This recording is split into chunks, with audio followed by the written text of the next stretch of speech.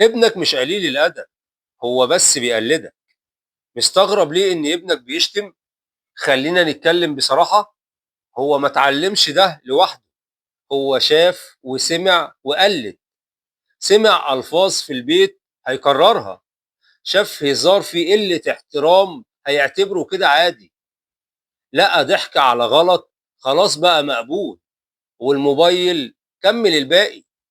يعني يا جماعة الموبايل اللي في إيد الطفل ده مش بس كرتون، ده فيه محتوى مليان ألفاظ وسلوكيات غلط كتير جدًا، وأنتِ حضرتِك كأم سايباه يتربى عليه، والحقيقة ابنِك نسخة من اللي حواليه وأنتِ أهم جزء فيهم. فالحل باختصار كوني قدوة، راقبي المحتوى، ما تضحكيش على الغلط، وصحّحي بهدوء وحزم، ولازم تقضي وقت حقيقي معاه.